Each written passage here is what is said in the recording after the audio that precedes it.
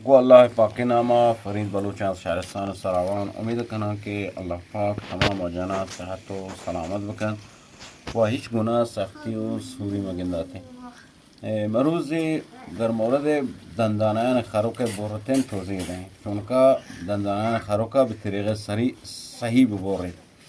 اول یک توضیح در مورد خرک بدهیم. خرک که شما تراشید اگر واجهانه که توانه تراشه باید ای بغل گونه پایا میزان بود، نباید جای برادرها جای بیاد تحب. این قسمتان چو ای پایا هم نباید باز پهن ببین نه باز کسان ببین. اگر باز هم پهن ببین ته سروز سر پوست وشن نندید، اگر باز هم کسان ببین پوست دیره. پدا این لاپ خروک به اندازه یک 60 شکمی گشتر نباید بود.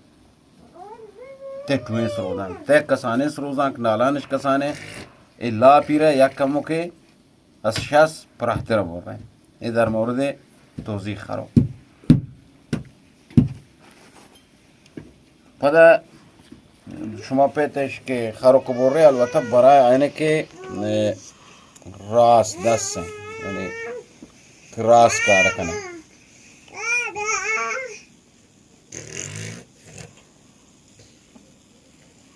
خب اول باما چوبی حالت باما بوری، باما با جهر نبوری.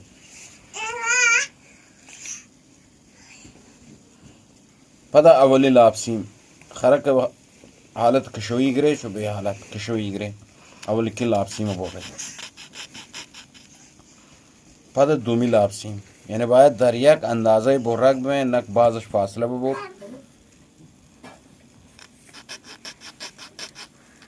دو سهمی لابسیم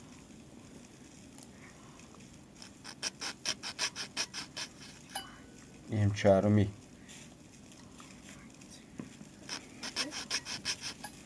این هم پنجمی این هم ششمی. خب ما الان چیکار تو بام لابسیم ششم پنجم الی آخر. نو پدا ایده که شما دندانه اینه که بورید این دندانه باید در یک خط بورک ببین، این نه یک بالا بو نه یک جهتر بو.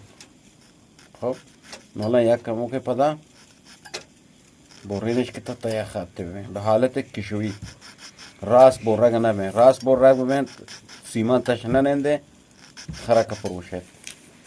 خب این از دندانان خرک بورتن. این جاگه پینگوک یک که اگر دودانه که دودانه شیاره بورید. این شیاران پینگوک هم باز برز نکنی مثلا چه بازش نبورید.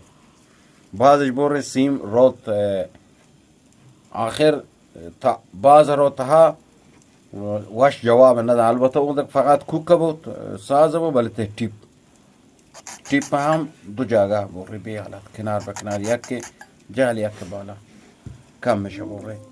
این طریقه صحیح بورتن خروک. پدا زبانه که شما سیم زبانه که ایرکو سیم زبانش ایرکو سیم چون که قرار گه او دندانه است هنچه بوری بله سراش بوری جهل نبوری دندانه نه چکشم سراش بوری.